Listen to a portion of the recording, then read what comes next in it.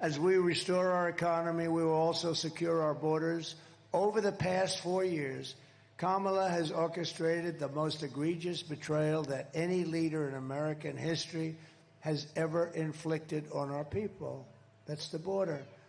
She's eradicated our sovereign border, and she has unleashed an army of migrant gangs who are waging a campaign of violence and terror against our citizens. You're reading about it every day. They said, oh, no, they're fine people coming in. They're not fine people.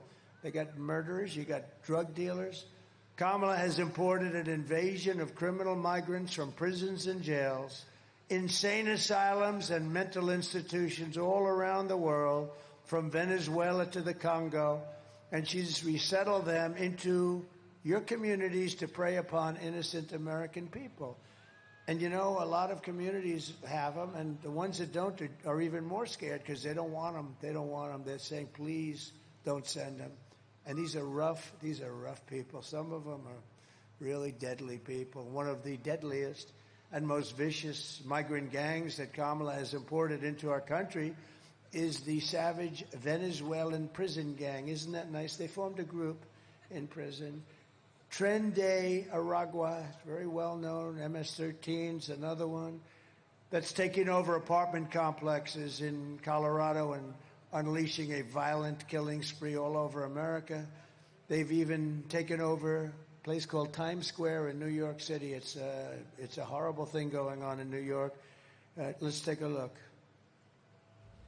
Open borders, deadly consequences. Border crisis. Record high crossings are putting a strain on cities across America. It is a full-blown invasion. Armed Venezuelan gang members storming an apartment complex in Aurora, Colorado. When people talk about migrant crime, this is what they're talking about. San Antonio, Texas, just one of the latest cities to have apartment complexes taken over by members of the Venezuelan gang. Biden and Harris had created a program to bring them in under humanitarian parole. I am in favor of saying that we're not going to treat people who are undocumented across the border as criminals. More than 13,000 illegal immigrants convicted of murder have been released into the United States. My 20-year-old daughter, Kayla Hamilton, was murdered in her own room. Kayla's murderer was apprehended by Border Patrol crossing illegally into the U.S. Kayla's murderer had been improperly released into the United States. Abolish ICE.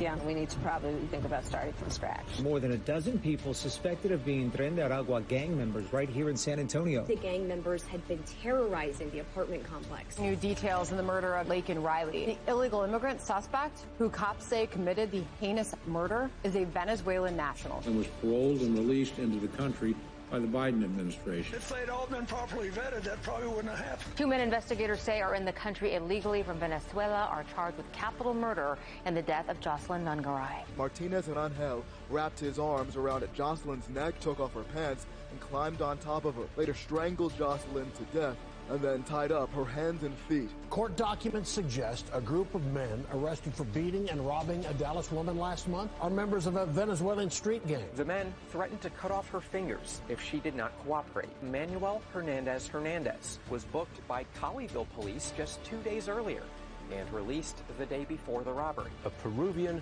gang leader who is wanted for 23 murders, who was arrested by Border Patrol near Roma, Texas, then released into America. This is what we have coming into our country. It's terrible. The United States is now an occupied country. We're an occupied country.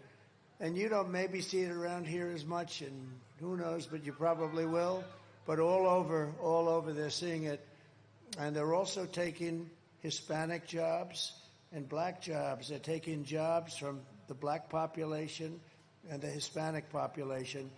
And this crummy administration that we have is trying to hold back the numbers. The numbers are astronomical. Wait till you see the numbers of the black population lost jobs and the Hispanic population lost jobs. And they're trying to hold it till after the election is over because it's a disaster.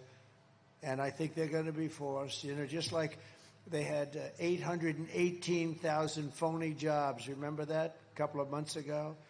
And they didn't release it. They wanted to release the correction after the election, but we had a whistleblower who I like very much. I don't know who he is or she is, but I like but they announced it before the election, and it would have been a scandal if it were anybody else but them.